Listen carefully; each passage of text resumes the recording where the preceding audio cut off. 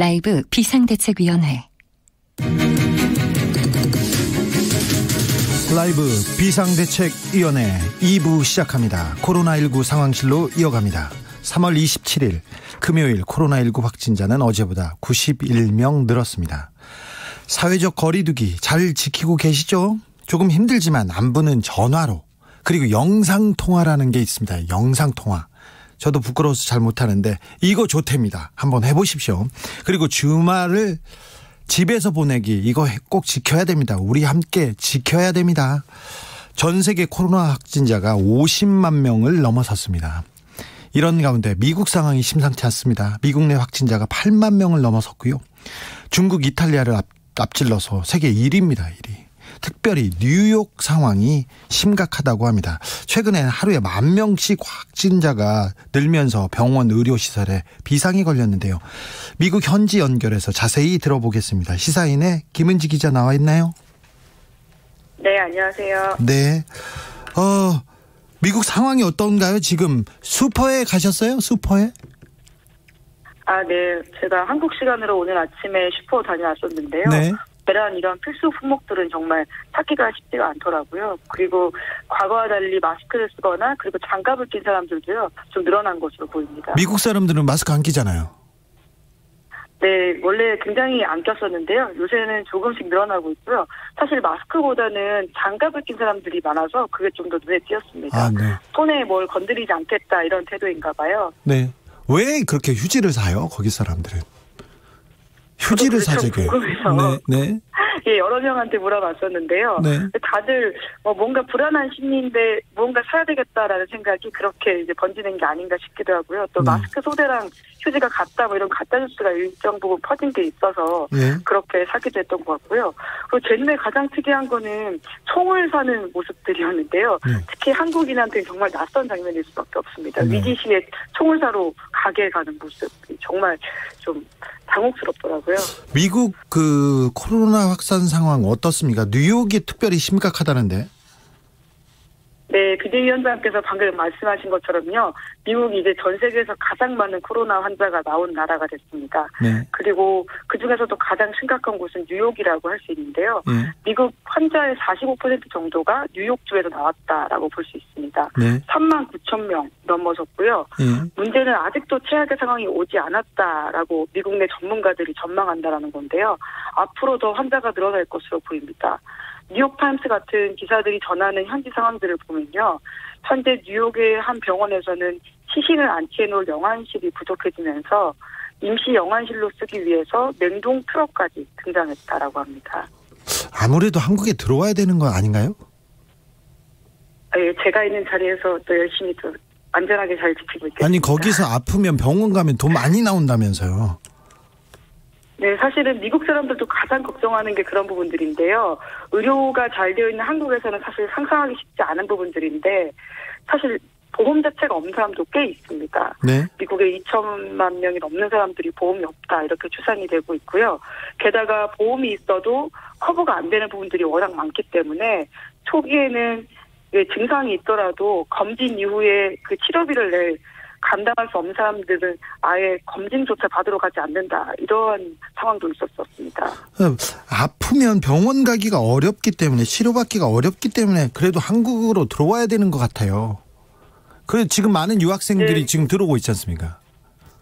아무래도 좀 그런 불안감들 때문에, 그리고 한국이 지금은 가장 안전한 곳 중에 하나가 되었다. 이런 안심 때문에요. 네.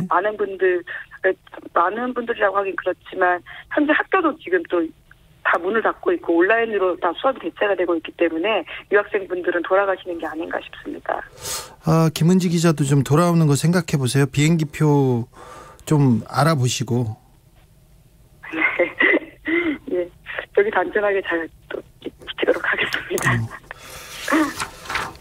내가 어떻게 해볼 테니까 한번 생각해 보세요. 뉴욕 증시는 그런데 뉴욕 증시는 근데 오르기도 하고 좀 잘 지키는 것도 같고 그렇습니다. 떨어졌다가 올라가고 그렇습니다. 네, 워낙 전 세계의 주시를 받고 있기 때문에요. 다양한 조치들이 취해지고 있는데 미국 정부가 그러니까 한국 돈으로 2,000조, 그러니까 2조 달러라고 하면 굉장히 감이 오지 않는데요. 네. 2,000조가 넘는 규모의 재정 부양안을 내놓았습니다. 네. 한국이 2020년 1년 국가 예산이 500조다 이런 것들을 생각하면요. 네. 굉장히 많은 돈이라는 것을 알 수가 있는데 네. 미국에서도 소위 역대급입니다. 그래서 최대 규모의 지원책이 담긴 법안을 상원에서 만장일치로 통과시켰고요. 네. 핵심 내용이라고 볼 수 있는 것들은 소득에 따라서 1인당 최대 1,200달러. 그러니까 한국 돈으로 140여만 원을 받게 됩니다. 거기다 자녀가 있으면 60만 원씩 더 더해지기도 하고요. 네, 일단 기본적으로 거의 기본 소득을 주는 거네요. 직접. 네, 그렇죠. 그러니까 지금 한국에서도 재난 기본소득 이야기 굉장히 많이 나오고 있잖아요. 예. 이번에 경기부양안이 사실은 그런 성격을 가지고 있다라고 볼 수 있고요. 예. 왜냐하면 연소득 개인 7만 5천 달러, 그러니까 한국 돈으로 연봉 9천만 원 이하라고 한다면 모두가 받을 수 있는 그런 정책이기 때문입니다. 아, 네. 아, 그래요. 거의 그 대상자가 엄청나네요. 버니 샌더스 민주당 그 후보는 이 재난 기본소득에 대해서 어떤 입장입니까? 저는 그분이 궁금해요. 네, 기본적으로 지지하는 입장일 수밖에 없는데요. 하지만 좀 걱정하는 부분들은 그러니까 이번 경기부양안이 단순히 기본소득안뿐만이 아니라 대기업에 대한 지원도 있습니다. 여러 가지 기업들에 대한 지원들 중에서 대기업 부분들이 있는데요. 그 대기업에 대해서는 뭐라고 할까요? 도덕적 해이를 이끌어낼 수 있는 부분들이 있기 때문에 그 부분들 굉장히 단단하게 막아야 된다라고 해가지고요. 우려의 목소리도 냈지만 결과적으로 이 안들은 모두가 통과가 됐습니다. 미국은 또 개신교, 기독교의 그 영향력이 센데 교회 안 갑니까? 아니면 어떻게 그 사회적 거리두기를 교회 예배당까지 이렇게 넓혔습니까? 아닙니까? 예, 넓혔습니다. 제가 교회를까지 알아서 직접 정말 사람들이 안 가는지를 확인하지 못했는데요. 네. 비교적 잘 지켜지고 있는 것으로 보입니다. 뉴욕타임스에 따르면 현재 22개 주 최소 2억 1,200만 명 집에 오물라 이런 명령이 내려진 상태이고요. 예. 이거는 미국 사람 3명 중에 2명이 집에 있다라고 보면 될 정도의 상황입니다. 미국 사람들 잘 지키고 있어요? 네. 아예 물론 이 사람마다 다르고 주마다 다를 수는 있는데요. 플로리다 해변에서 청춘을 불태우고 있는 젊은이들이 사회적 거리두기를 잘 하지 않아서 네. 미국에서도 여론의 지탄을 받은 바는 있는데요. 네. 하지만 제가 있는 도시만 한정해서 본다면 여기는 대학을 중심으로 있는 작은 도시이고 해서 대부분의 학교, 식당, 영화관, 운동장 모두 문을 닫았고요. 물론 종교시설까지도요. 그래서 굉장히 온도시가 썰렁한 분위기입니다. 물론 식당에서 포장은 가능하다라고 하네요. 주말에 파티하고 대학교 주변에 파티할 텐데 파티도 안 합니까 요새는? 아무래도 대학 기숙사에서요 모두 나가라라고 하는 상황이어가지고요. 네. 요즘은 학생들을 좀 찾아보기 힘든 상황입니다. 대부분 자기 집에 돌아갔다라고 보면 되거든요. 네. 미국은 또 스포츠의 나라지 않습니까? 모든 프로 스포츠가 거의 대부분 멈췄는데 이 상황에 대해서도 조금 얘기해 주세요. 그러면 어떻게 거의 모든 스포츠가 멈췄죠? 네, 대중이 모일 수 있는 모든 것은 다 지금 할 수 없기 때문에요. 네. 당연하게 미국의 NBA 프로그램뿐만이 아니라 농구 가장 유명한 경기뿐만이 아니라요. 다른 모든 경기도 다 멈춰서요. 사실상 한동안은 스포츠 경기를 볼 수 없다라고 보시면 됩니다. 그러면 그 스포츠 채널에서는 뭐가 나옵니까? 제가 스포츠 채널을 안 봐서요. 잘 모르겠습니다. 좀 보세요. 네. 전 세계적으로 팬데믹 공포인데 공공의료 시스템, 미국의 공공의료 시스템은 좀 근본적으로 좀 나쁘다 이런 평가를 받잖아요. 그래서 이 얘기가 더 많이 나올 것 같아요. 영리병원도 좀 바꿔야 된다 이런 주장이 나올 것 같은데 어떻습니까? 미국에서는? 네, 그런 이야기도 꽤 많이 나오고 있고요. 게다가 지금 선거철이기 때문에 네. 한동안 오바마 케어 관련된 이야기들도 주요 민주당 주자들이 참 많은 이야기를 했습니다. 네. 그러니까 한국인으로서는 참 상상이 되지 않은 지점들인데요. 아까도 말씀드렸던 것처럼 의료보험 자체가 없는 사람들도 굉장히 많습니다. 이 어두운 면이라고 볼 수 있는데 그러한 오바마 케어 그래서 오바마 전 대통령은 대다수의 국민을 공공보험에 가입시키겠다. 이렇게 해서 임기 중에 오바마 케어를 만들기도 했었는데요. 예. 트럼프 대통령 당선 이후에는 이게 위기에 빠져 있습니다. 예. 그래서 지금은 위헌 심판을 받고 있는 중인데요. 결과는 아마 내년 정도에 나올 것으로 보여서 그래서 이번 대선이 정말 중요하다. 이런 이야기들을 오바마 케어를 지지하는 쪽에서는 많이 하고 있습니다. 코로나19에 대응하는 정부, 미국 정부에 대한 그 여론은 어떻습니까? 트럼프가 잘하고 있다 이런 여론이 높습니까? 아닙니까? 네, 이게 사실은 트럼프 대통령이 굉장히 소위 헤매고 있는 모습들을 많이 보이고 있고요. 그리고 지금과 같은 굉장히 이런 코로나 사태가 퍼지게 되는 트럼프 대통령이 초기에 잘못했다라는 지적들은 많습니다. 네. 근데 그럼에도 불구하고 놀라운 것은요. 최근 갤럽 조사에 보면 트럼프 대통령 지지율이 49%라고 하는데요. 굉장히 높네요. 이번 달 초보다 5%포인트나 올랐다라고 하고요.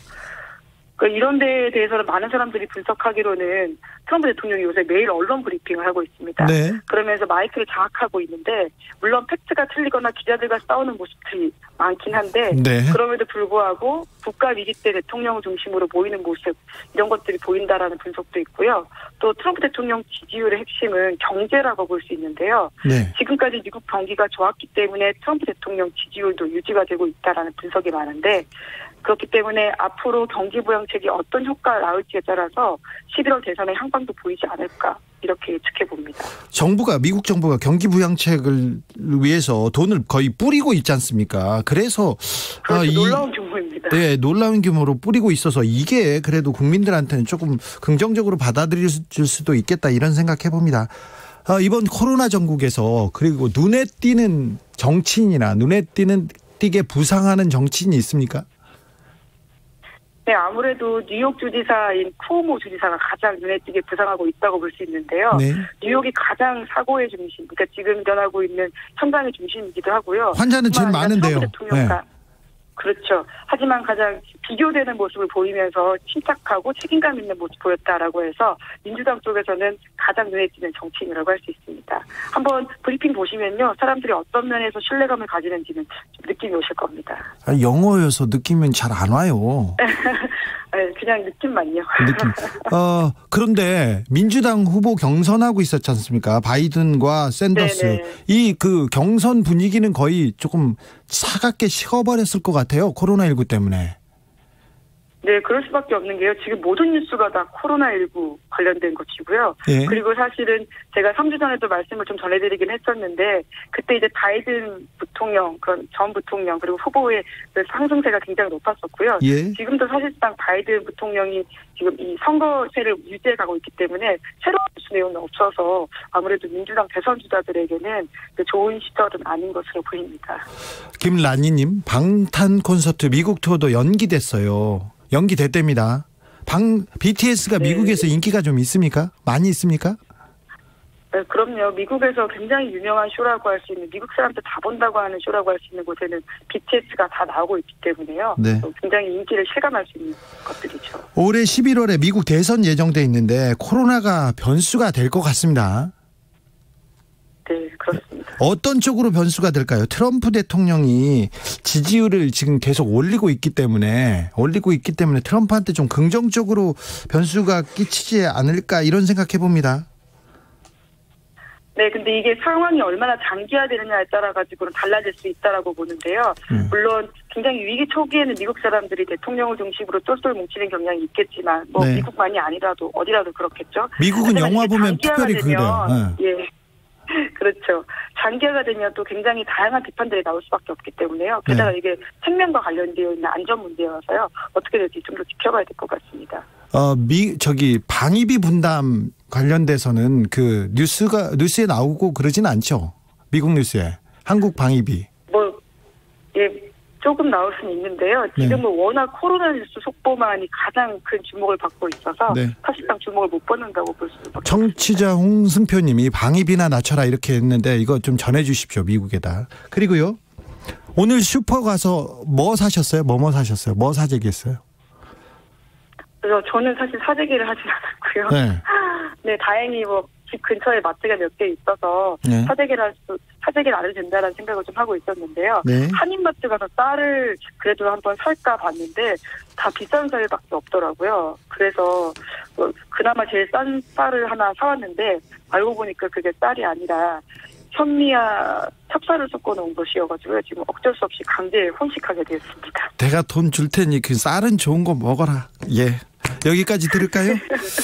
지금까지 네, 미국에 감사합니다. 있는 시사인의 김은지 기자였습니다. 감사합니다. 네, 건강하시고요. 팽아님, 후배 아끼는 건 주디뿐이세요. 제가 좀 아낍니다. 송물님, 주디님이 비행기표 보내주실 듯. 아니요, 전체는 좀 세고요. 제가 반은 좀 어떻게 생각이 있습니다. 3164님, 아이들과 놀이동산에 가고 싶어도 꾹 참고 있어요.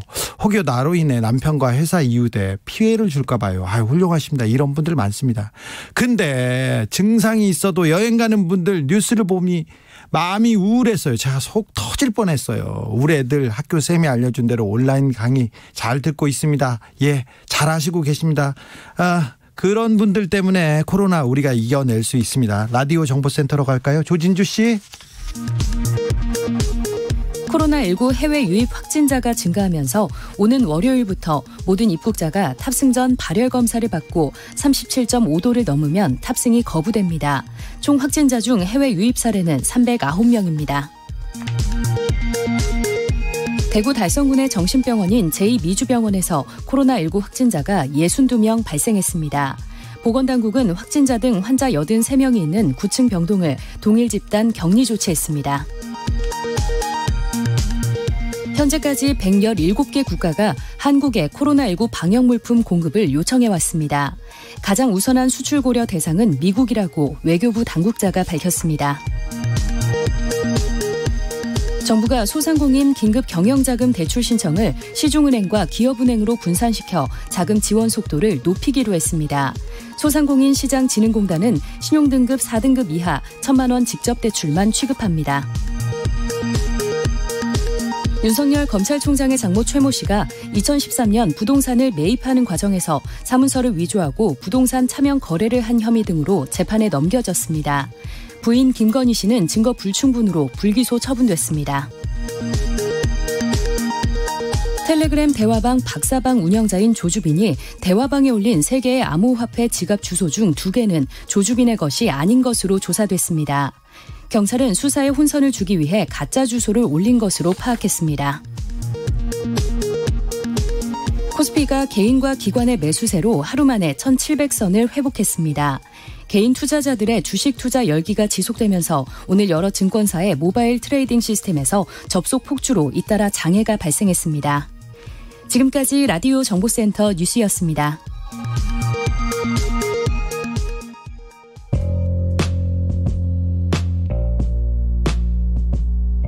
당신의 저녁은 예전 같진 않겠지만 계속 똑똑해진다.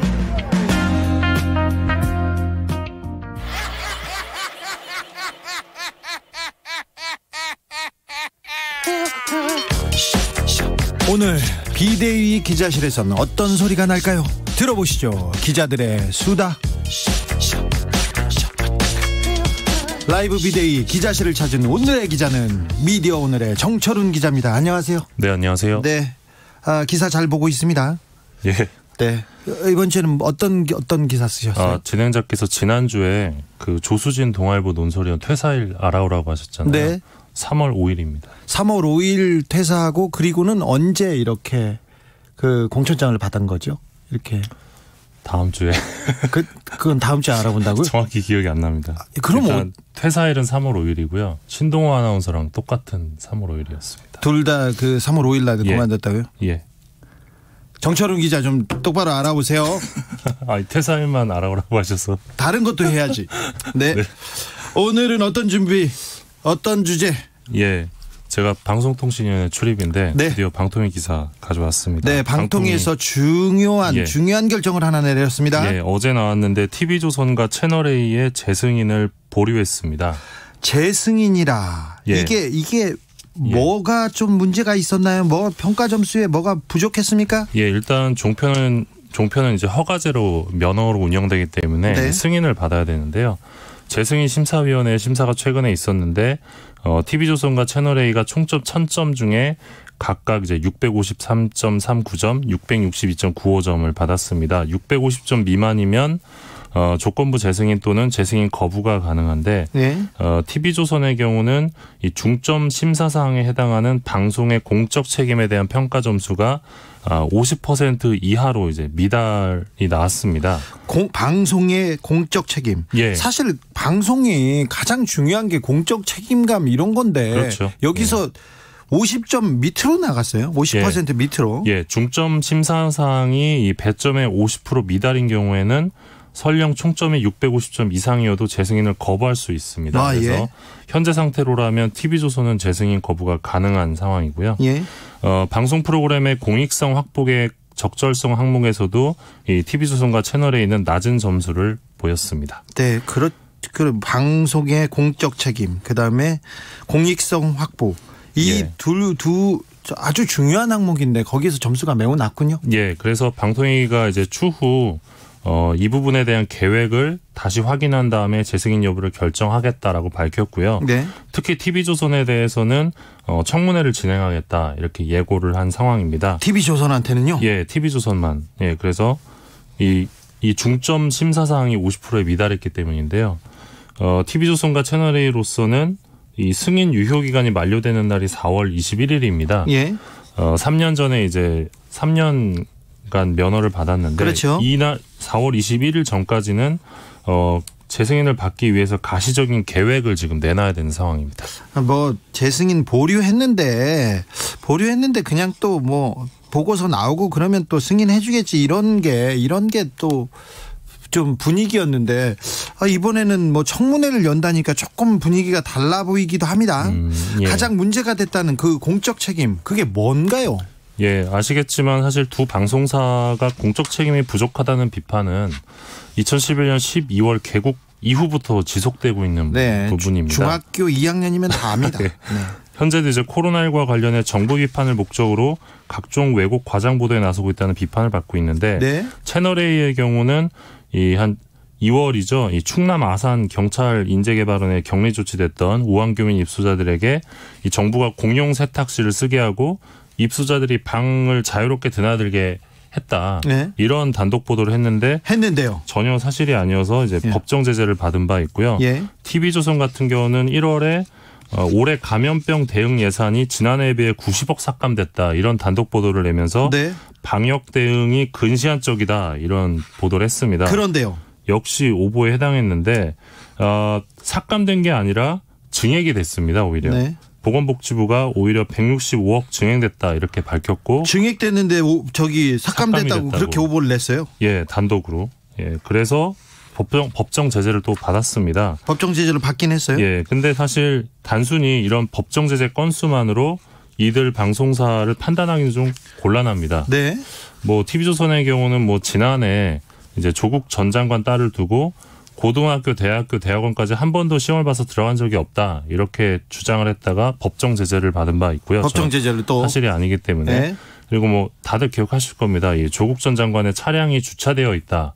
이 내용을 이제 속보로 내보내면서 그 당시 어떤 조국 사태 당시에 유례없는 보도 행태에 좀 중심에 있었습니다. 결국 이제 두 방송사가 정파적 보도를 하고 있다. 이 부분이 이제 많은 비판에 초점이 잡혀 있는 부분인데 이 채널A와 TV조선의 보도가 어떤 방송계 전반의 리포트 수준을 떨어뜨렸다. 이런 평가도 나오고 있는 상황입니다. 그런데 법정 제재를 받았다고 하는데 법정 제재를 받으면 우리 청취자들은 굉장히 뭐 크게 뭐 벌을 받았구나 이렇게 생각하는데 그 법정 제재라는 게 별로 그렇게 실효성이 없는 것 같아요. 그래서 오보가 계속됩니다. 그리고 방심이라는 곳이 있는데요. 방송심의위원회라는 곳이 있는데 여기에 가보면요. 조선일보나 동아일보, TV조선이나 그 채널A를 굉장히 옹위하는 그런 그룹이 있어요. 그분들은 조선 TV 뭐만 나오면 계속 이렇게 그 말도 안 되는 이론으로 이렇게 방어를 해서 법정 제재 수위를 낮추곤 합니다. 이거 정치적인 문제인데 이 문제도 좀 짚어줬으면 합니다. 철옹이 아이님은 보류면 보류지, 보류면 승인이지 뭐 뻔하지 이렇게 얘기하고 이은하님도 안 봐도 재승인 이렇게 정치자들이 얘기하고 있어요. 진행자께서 말씀하신 부분이 되게 중요한 대목인데요. 이 실제로 2017년에 재승인을 할 때 1년에 오보 막말 편파로 받는 법정 제재를 4건 이하로 해라. 안 그러면 이제 재승인 안 된다라고 걸었는데 이제 법정 제재를 받으면 방통위에서 행정 처분을 내려요. 징계를 때리는 거죠.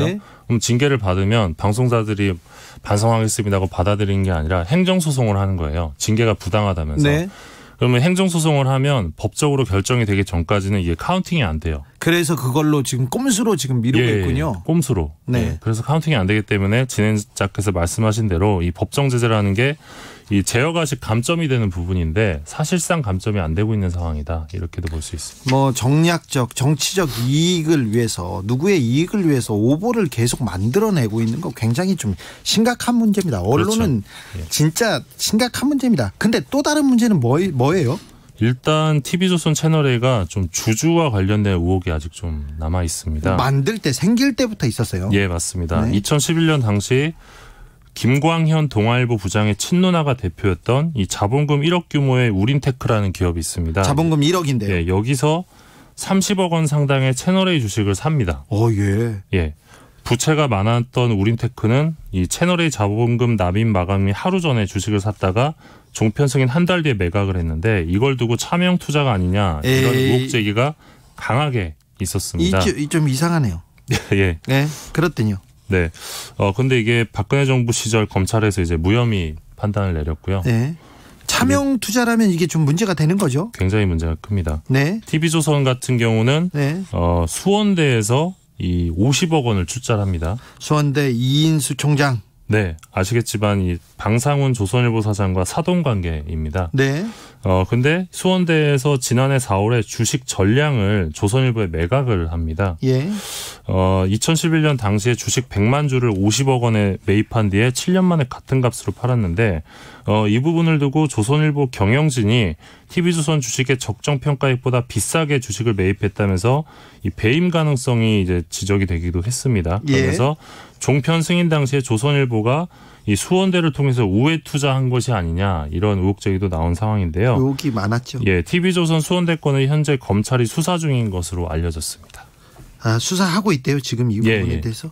MBN 수사 검찰이 열심히 했지 않습니까? 이 부분은 어떻게 됐어요? 지금 MBN은 이제 11월에 결정이 되는데요. 수백억 원의 회계 조작을 저질렀죠. 이 내부 고발로 알려진 상태인데 얘네도 종편 승인 당시에 우리은행으로부터 600억 정도 대출을 받습니다. 그런 다음에 임직원들한테 준 다음에 이 사람들이 회사 주식을 매입한 것으로 꾸며서 이 종편 자본금을 납입을 한 겁니다. 그렇죠. 근데 이제 이 부분은 굉장히 좀 명확해진 상황인데 과연 이게 MBN만의 문제였을까 그 당시에 2011년 당시에 이런 합리적인 의심이 가능한 상황입니다. MBN은 근데 그 검찰 수사로 명확히 조금 드러나는 것 같고요. 그리고 MBN 회장 집을 검찰이 압수수색을 했어요. 회사뿐만 아니라. 그래서 여러 정황이 다 나왔는데 MBN도 그러면 그 재승인 심사가 조금 어려울 수도 있습니까? 네. 어렵습니다. MBN은 4월에는 그 재승인 심사를 받진 않죠? 예, 11월로 예정돼 있습니다. 올해 11월. 그런데 아까 우리 정치자님들의 주장대로, 의견대로 뭐 뻔하지 뭐 그냥 내줄 거야 이렇게 생각하는 사람들이 많은데요. 어떻습니까?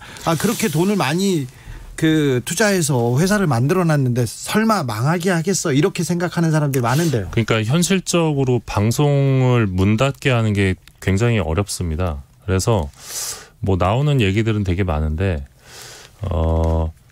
대주주를 바꾸는 식의 재승인 조건을 부과하는 것도 하나의 아이디어이지 않을까 개인적으로는 생각하고 있습니다. 지난번 재승인 심사 2017년이었죠. 재승인 심사 때는 어땠어요? 그때도 TV조선이 합격선을 못 받았던 걸로 기억하고 있는데요. 650점에 미달해서 이제 탈락이 가능한 상황이었는데 그때 그냥 문을 닫을 수도 있었어요. 그런데 당시 이제 대통령 권한대행이 이제 황교안 씨였는데 조건부 재승인을 해줬습니다. 그래서 그 당시에 봐주기 심사다 이런 비판이 강하게 제기된 바 있습니다. 그때 뭐 황교안 대통령 권한대행 박근혜 정부가 아니면 이 종편은 문 닫는다 했었습니다. 그런데 이제 문재인 정부에서 종편 재심사가 어떻게 좀 달라질 수도 있을까? 진짜 엄격하게 잣대를 댈 수 있을까? 그거 귀추가 주목되는데요. 예, 이번에 문재인 정부에서 실시한 첫 번째 이제 종편 재승인 심사인데요. 네. 좀 새롭게 추가된 어떤 심사 항목들이 있어요. 예. 이 시청자들의 의견을 반영하는 조항들이 신설이 돼서 이거를 심사위원들이 사업자들에게 직접 물어보는 네. 그런 과정이 좀 생기고 했는데 네. 이번 종편 재승인 심사가 어쨌든 이 문재인 정부의 언론 개혁의 바로미터가 될 것이다. 뭐 이런 전망도 나오는 상황입니다. 네, 그렇죠. 코로나19 상황이 아니었으면 이 문제도 굉장히 뜨거운 화두였을 텐데 지금까지 뉴스에서는 못 보고 정철훈 기자의 수다를 통해서 기자들의 수다를 통해서 접했습니다. 저기 한 말씀만 더 보태면 네. 지금 TV조선에서 방통위를 담당하는 기자가 있어요. 예. 근데 거의 방통위 사무관 수준으로 이제 방송법의 전문가가 되셨다고 해요. 예. 계속 방통위를 따지면서 로비를 하는 건데 사실 근데 재승인에서 중요한 거는 그런 로비가 아니라 결국 문제는 콘텐츠거든요. 콘텐츠가 달라져야 됩니다. 정파적인 보도, 문제가 되는 시사 프로그램 바뀌지 않으면 계속 이러한 논란이 지속될 수밖에 없다. 이런 생각을 갖고 있습니다. 2017년 재승인을 못 받을까 봐 그 당시에 TV조선에서 저한테 제의를 하기도 했었어요. 그런데 그 얘기는 저희가 나중에 수다를 고액이었던 걸로. 나중에 떨기로 하겠습니다. 지금까지 기자들의 수다 미디어 오늘 정철훈 기자였습니다. 감사합니다. 고맙습니다. 이리스님, 김은지 기자, 주디가 돈 안 주면 고발해. 이거 좋지 않은 문자 같은데 저는 고발 고소 싫어요. 그런데 아니 내가 잘 챙긴다니까요. 네, 그러겠습니다. 전민성님, 일본도 연결해서 상황이 어떤지 알려주세요. 불과 일주일 전에 코로나 감염 통제하고 있다고 떠들었는데 손바닥 뒤집듯 뒤집어. 네, 일본 상황도 궁금하죠. 저희가 준비하겠습니다. 교통정보센터로 갈게요. 이승미 씨. 네, 이 시각 교통 상황입니다. 6시 이후 정체 더 늘었습니다. 평택 시흥고속도로 시흥 방향으로 조암 부근에서 송산 휴게소 부근까지 14km 구간 정체되고 있고요. 서양고속도로 서울 방향으로는 서해대교에서 정체 시작되고요. 또 서평택 분기점에서 화성휴게소까지나 비봉에서 용담터널까지 일찍분기점에서 금천까지 정체고 이후 서울시내 서부간선도로 금천에서 성산대교까지는 전 구간이 양방향 밀리고 있습니다. 내부순환로 성수 방향 홍지문 터널 안에 고장난 차량이 있었습니다. 이 여파 때문에 성산램프에서 홍지문 터널까지 45분 정도 걸리고요. 분당수서로 성남 방향으로 탄천 1교 부근 2차로에서 사고가 났습니다. 청담대교 북단부터 탄천 1교 쪽으로 여파를 받고 있고요. 반대 청담대교 방향으로는 복정에서 탄천 1교까지 정체입니다. KBS 교통정보센터였습니다.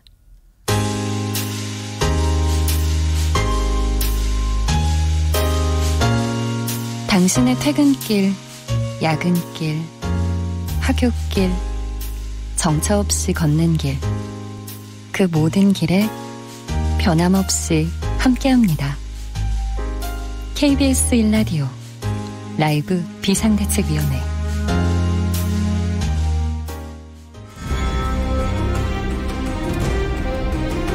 오늘의 국회의 모습이 내일 총선의 결과로 나타난다. 의석을 지키기 위한 국회의원들의 이야기 지금부터 시작합니다. 2020 의석 전쟁. 최영일 평론가 어서 오세요. 안녕하세요. 네, 몸 건강하시죠? 건강합니다. 네, 잘 계시죠? 잘 있습니다. 선거철이라 바쁘시죠? 후보만큼 바쁘신 우리 최영일 평론가. 선거철 플러스 네. 코로나19까지 있어서 네. 국내외 상황까지 하면 네. 정신이 없네요. 오늘은 방송 스케줄이 몇 개나 되세요? 소소합니다. 몇 8개. 8개? 네네. 오늘 뭐 일 거의 안 하시네요? 놀면서 하고 있습니다. 아, 그러시네요. 네. 제일 많은 날은 몇 개 일정까지 하셨어요? 월요일이 이번 주는 제일 많았고요. 네. 12개. 12개? 어제는 10개인데 네. 새벽 6시 반이 첫 방송, 마지막 방송이 밤 11시여서 네. 개수 몇 개 안 됐는데 하루 힘들었네요. 종일 밖에 있었죠. 20개 넘게 한 날도 있었어요? 이 대선 때입니다. 대선 때. 왜냐하면 온라인 개표를 해야 되잖아요. 네. 온라인 개표다 보니까 뭐 하루가 끊기 어렵게 네. 새벽부터 다음날 새벽까지 22개 한 적이 있죠. 시사평론의 또 그 강자 중에 하나가 돼지 김용민 선생이라고 있었는데요. 그분 대단한 네. 분이죠. 네. 그분이 그렇게 성실하고 그렇게 열심히 하죠. 그러니까 저는 이 평론의 품질이 안 되니까 개수로. 아유 무슨 또 질보다 양이다. 겸손의 말씀을. 네. 조금 전 6시에 오후 6시에 4.15 총선 후보자 등록이 마감됐습니다. 네, 이제 등록하고 싶어도 총선 출마하고 싶어도 안 됩니다. 끝. 네.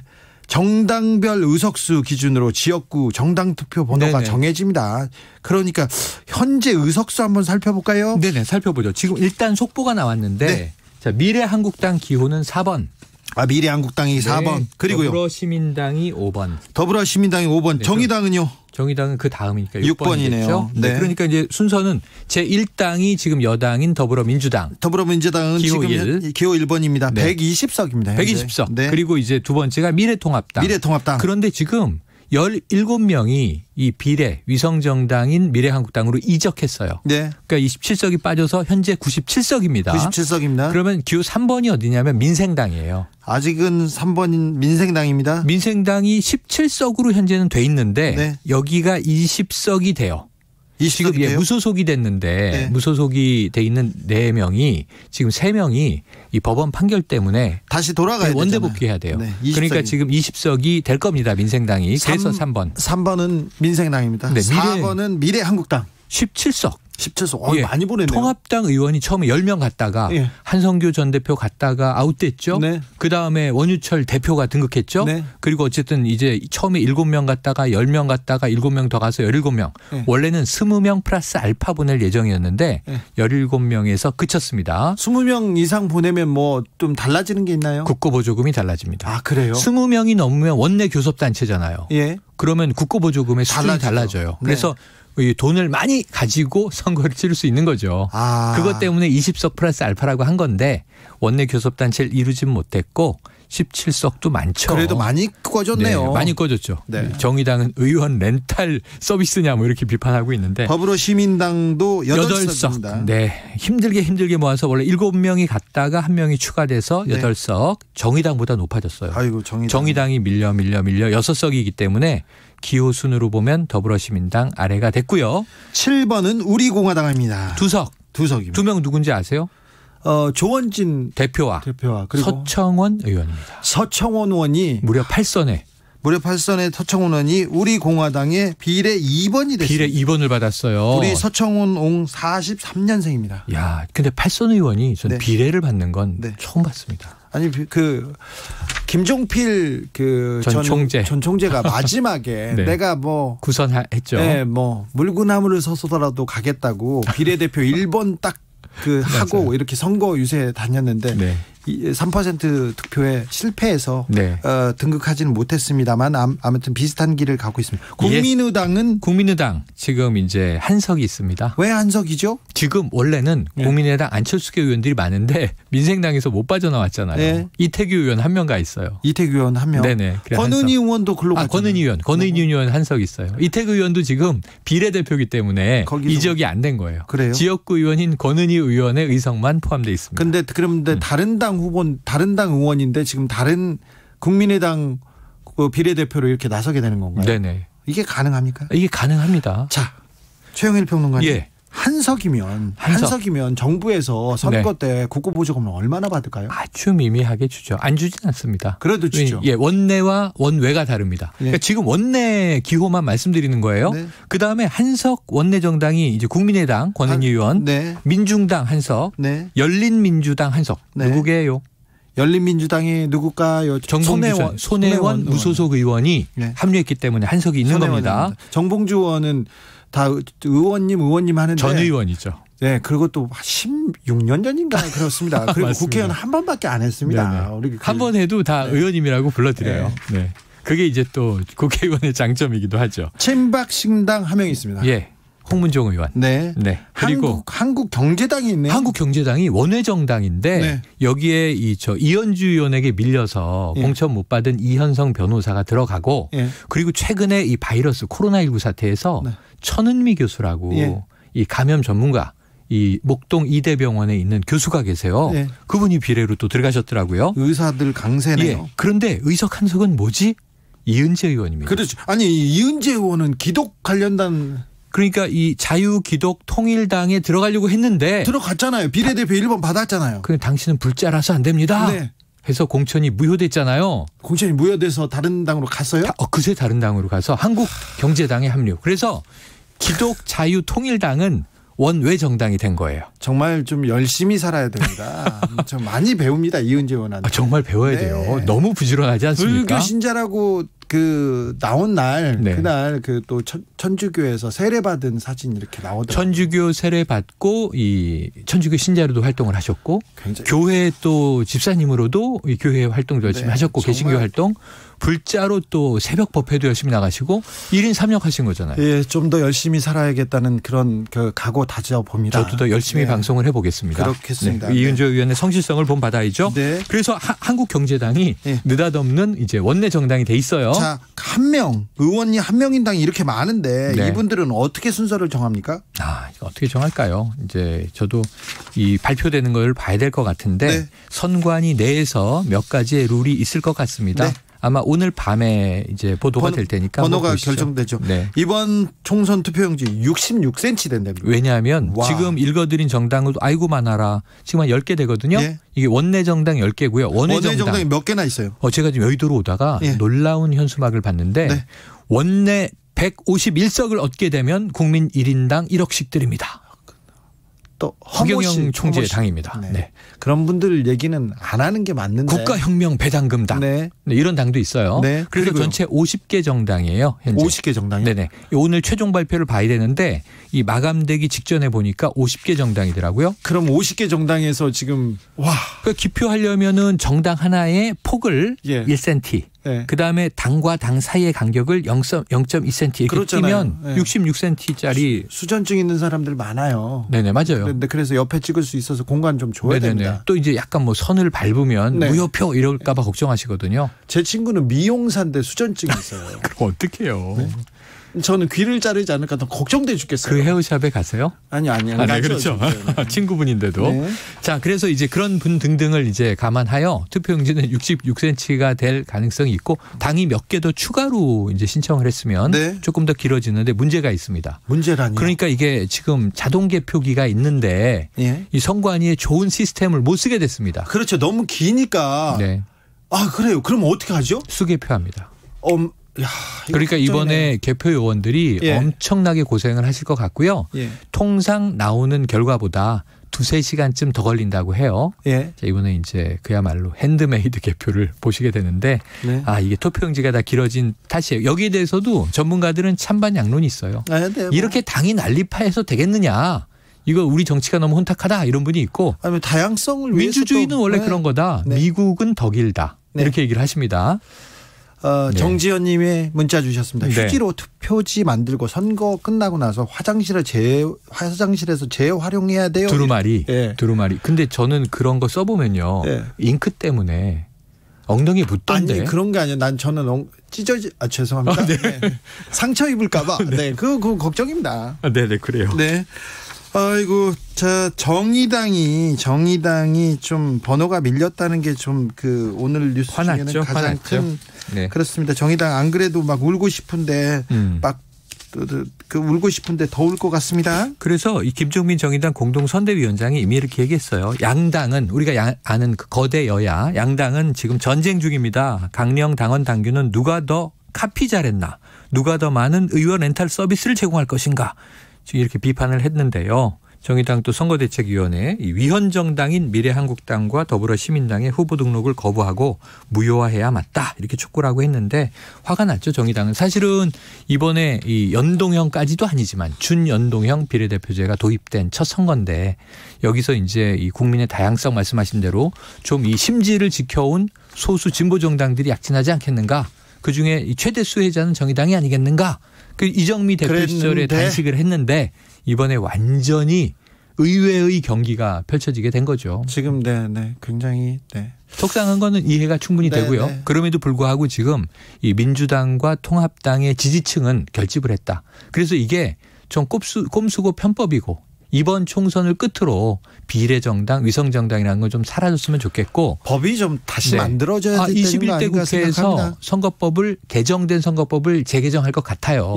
그럴 수밖에 없는데 어쨌든 정의당은 좀 벌맨 소리가 나오고 있고요. 근데 거대 양당 비판보다 더 세게 비판하는 대상이 있어요.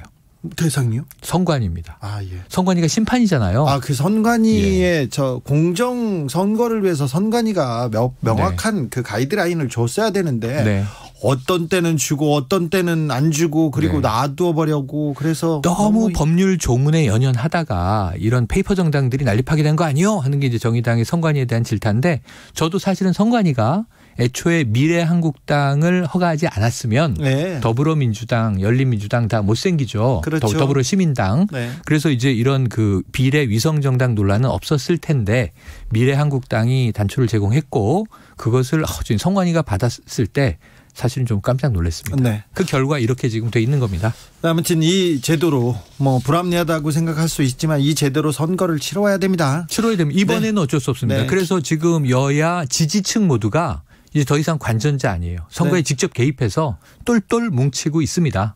결론은 지켜봐야 되겠죠. 어둡고 혼탁할 때마다 국민들이 나서서 정리해 줬어요. 바로 잡습니다. 바로 잡습니다. 김한별님, 코로나 시절에 밀폐 공간에서 수개표 괜찮을까요? 우리 청취자들이 이렇게 따뜻해요. 맞습니다. 그래서 주로 어디서 하는지 보시면요. 학교. 강당이라든가 최대한 넓은 곳에서 하고요. 왜냐하면 참관인이 지켜봐야 돼요. 아니 그래도 학교 강당 그럴 때 꼭 공무원 선생님들 이런 분들 밤에 새벽에 모셔다가 걱정이에요. 이것도 걱정이죠. 걱정이에요. 이거 여기에 대한 좀 대책도 좀 잘 세워야 됩니다. 선거관리위원회에서 이런 거 좀 잘해야 되는데 우리 선관위가 조금 선거 관리에는 좀 뒷짐지고 선거 관여에만 이렇게 조금 나서는 그런 경향이 있다는 거 제가 취재하면서 그렇게 느꼈다는 겁니다. 그래도 개표 관리는 워낙 오래 해서 노하우가 있어요. 저는 각 당의 참관위원들이 또 눈에 불을 켜고 보기 때문에 이변 없이 잘 끝날 걸로 보고 한 가지 지금 마지막 변수가 뭐냐 하면 지금 민생당이 있잖아요. 기호 3번 민생당. 지금 이제 의원 수로는 20석이 될 것으로 전망이 되는데 이게 비례 순번이 오늘 마지막에 바뀌었어요. 오늘 낮에도 제가 손학규 전 대표 이 비례 2번이 뭡니까? 이분도 다선인데 아까 서청원 의원만 비판했잖아요. 서 의원이 섭섭하실 수 있어요. 손학규 대표도 2번인데 민생당 2번인데 근데 아니에요. 14번으로 바뀌었어요. 또 밀렸네요. 그러니까 이 비판을 의식한 건데 어제 저희가 그 비례 2번 이렇게 쭉 불러줬거든요. 그런데 그 다음날 뉴스가 다 바뀌어요. 심지어는 저는 이 민경욱 의원 공천 탈락했습니다 그랬는데 조금 있다가 새벽에 나가 보니까 살아 있어. 그래서 불사조 공천이라고 불렀다니까요. 새벽이 아니에요. 저녁에 저희가 전날 밤에 바뀌었는데 제가 좀 일찍 잔 거죠. 그렇죠. 2번 바뀌었어요. 그래서 요새 자면 안 돼요. 그런가요? 총선 끝날 때까지 제가 잠을 못 잘 것 같습니다. 그래도 잠은 자야지요. 잠은 자야죠. 한 2-3시간 자야죠. 그래서 14번으로 밀렸습니다. 근데 손학규 상임선대위원장이 비례대표 2번 참 얼굴에 철판 깔고 다른 사람들의 그 질타나 70 그냥 가겠다 이렇게 했을 텐데 어떻게 밀렸네요. 또. 밀렸고 사실은 당 내외에서 다 이건 노욕이 심하다 이런 좀 비판이 많았어요. 그래서 결국은 좀 이제 이 안팎의 여론을 반영한 것으로 보여지는데 14번은 민생당에서 지금 정당 지지율 추이로 보건데 당선권에서 멉니다. 거의 확률이 좀 떨어집니다. 이거는 지난 2014년 국민의당 정도의 돌풍이 일어나야 될까 말까입니다. 자, 그렇게 봤을 때는 사실은 당선권 바뀐데 그럼 말씀하신 대로 상임선대위원장 역할 계속 하겠느냐. 이 지금 의문이 제기되고 있어요. 지금은 3주 남았는데 상당히 삐지셨을 것 같은데요. 삐지셨겠죠. 삐져서 나 싫어 이렇게 가버릴 것 그러실 같은데. 가능성이 있습니다. 내일 모레까지 한번 지켜보시죠. 그럴 가능성이.